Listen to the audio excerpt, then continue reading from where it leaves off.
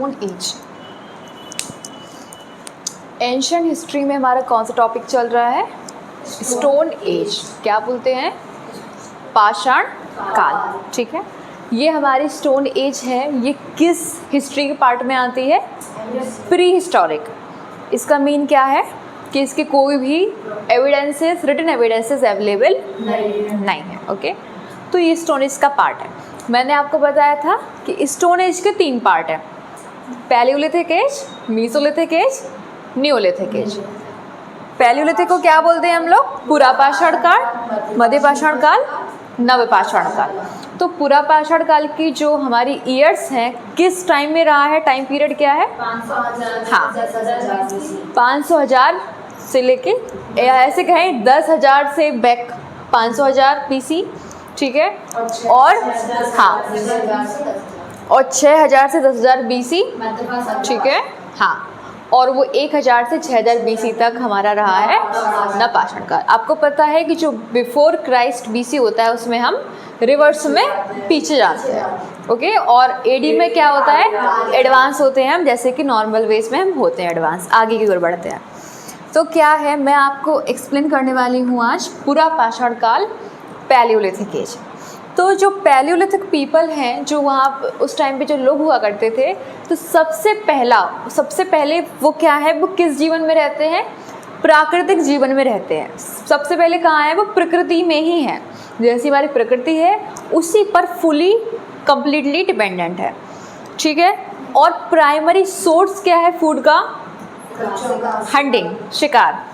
ठीक है, तो इनकी नेचुरल लाइफ है, बिल्कुल जैसे कि नेचर है उसी के अकॉर्डिंग ये अपनी लाइफ को सस्टेन कर रहे हैं। यहाँ पर फूड के लिए डिपेंडेंसी किस पर है?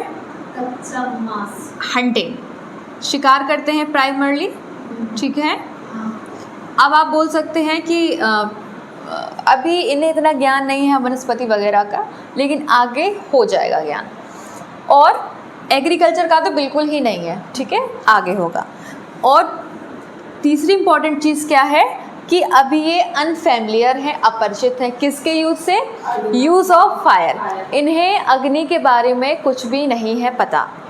ठीक है, जब अग्नि के बारे में नहीं है पता तो इसका सबसे बड़ा इफेक्ट क्या होगा? हाँ, उनका जो फूड होगा वो कैसा होगा? अनकुक्ड होगा। ठीक है, कच्चा मांस होगा। तो अनफैमिलियर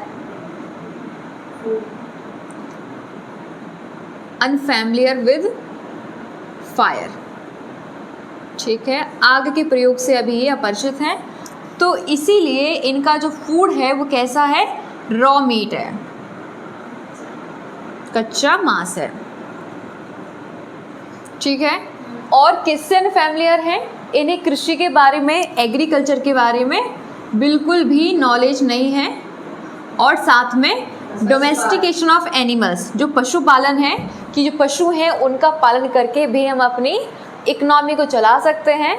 ठीक है, और जो मिल्च प्रोड्यूसिंग एनिमल्स हैं तो उनके बारे में भी इन्हें कोई नॉलेज नहीं है। तो domestication of animals Palaeolithic age में एब्सेंट है। डोमेस्टिकेशन ऑफ एनिमल्स, ये हम बात कर रहे हैं 500,000 BC से 10,000 BC की बात कर रहे हैं, जहाँ पर क्या है? लोग प्राकृतिक जीवन जीते हैं। डिपेंडेंसी प्राइमरली हंटिंग पर है फूड के लिए, और रॉ मीट को वो कंज्यूम करते हैं।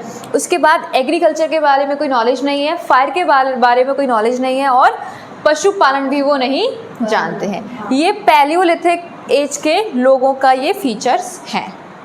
ठीक है, क्या आपको सभी को समझ में आया? ठीक है, अब हम नेक्स्ट स्टेज पर बढ़ते हैं आगे।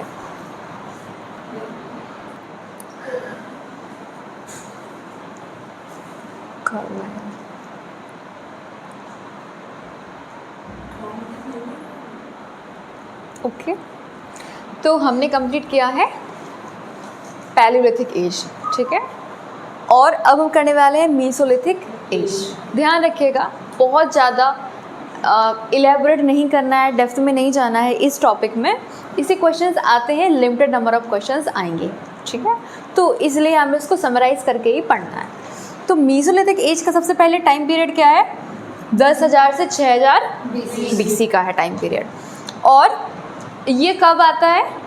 जब वही प्री हिस्टोरिक वाला कॉन्सेप्ट है कि बिफोर हिस्ट्री इसके कोई एविडेंसेस नहीं है, रिटन एविडेंसेस अवेलेबल नहीं है। ओके, तो पैलियोलिथिक के बाद ही तो आया ये।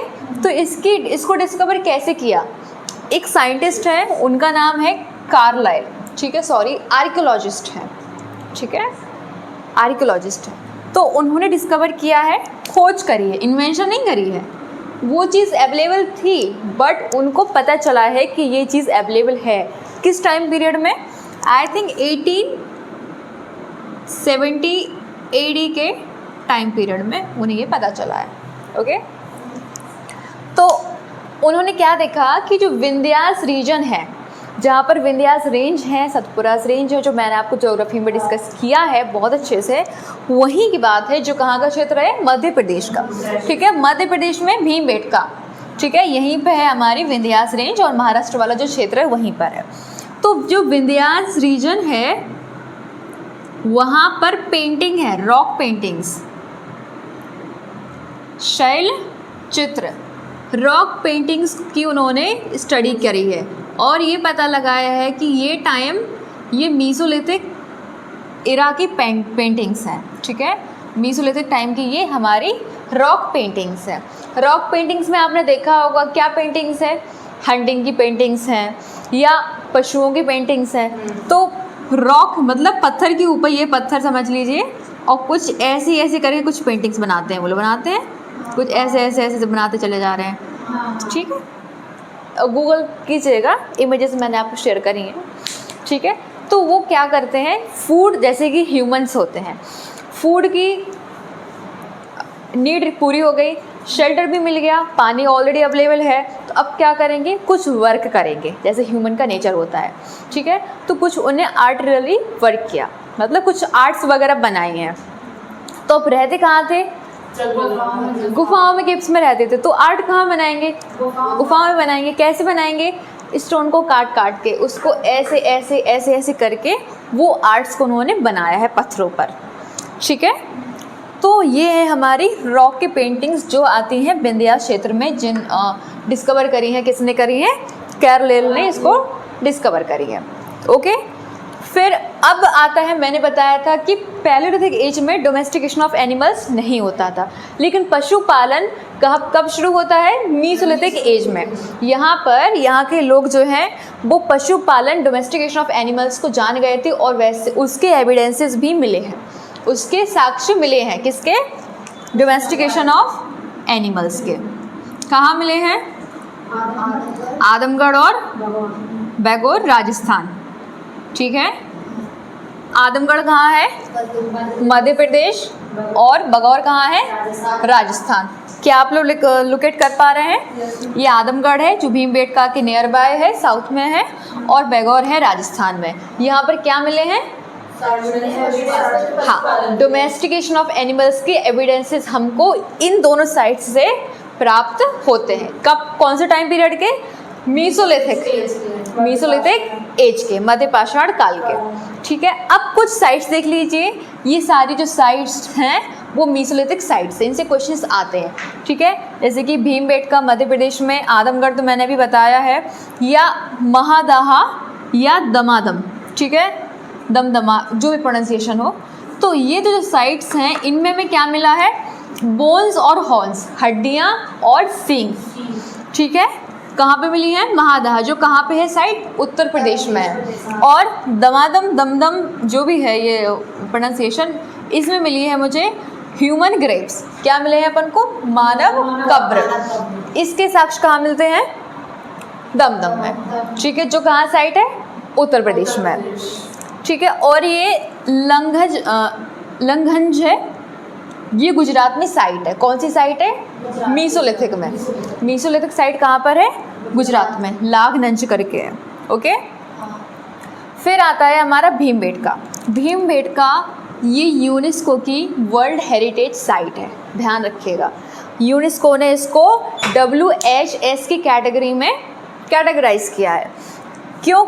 विश्व विरासत स्थल, ठीक है। यूनेस्को आप जानते हैं इंटरनेशनल ऑर्गेनाइजेशन है, ठीक है, जो क्या करता है कि जो हमारे कल्चरल, सांस्कृतिक, हिस्टोरिकल, ऐतिहासिक और साइंटिफिक, वैज्ञानिक इम्पॉर्टेंस के जितने भी विरासत हैं, जो नेचुरल चीज़ें हैं जो बनी हुई हैं, उनको वो क्या करता है, लीगल प्रोटेक्शन देता है, प्रिजर्वेशन करता है। ठीक है, तो जो भीमबेटका जो केव्स है उसको भी यूनेस्को की वर्ल्ड हेरिटेज साइट डिक्लेयर किया गया है। इसमें क्या है, एलिफेंट और डियर्स की क्या है, पेंटिंग्स हैं। ठीक है, जो भीमबेटका हमारी केव्स है उसमें क्या, कौन सी पेंटिंग है, एलिफेंट और डियर की क्या है, पेंटिंग्स है। पेंटिंग्स वो वाली पेंटिंग नहीं, कलरफुल पेंटिंग्स नहीं, रॉक पर ऐसे बनाया है उन्होंने उसको खुरच के। ठीक है, वो वाली पेंटिंग्स है हमारी भीमबेटका, जो कहाँ पर है, मध्य प्रदेश में, मीसोलिथिक साइट है। ठीक है, तो मैंने आपको ये बताया है विश्व विरासत स्थल, वर्ल्ड हेरिटेज साइट बोलते हैं इसे। कौन डिक्लेयर करता है, यूनेस्को,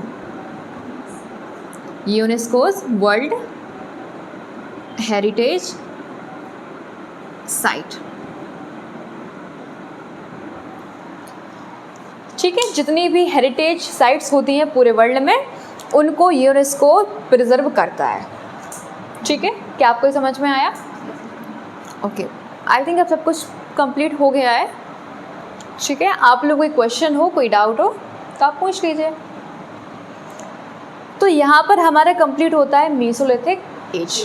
अब हम नेक्स्ट क्लास में पढ़ेंगे नियोलिथिक एज। ओके, नपाषाण काल।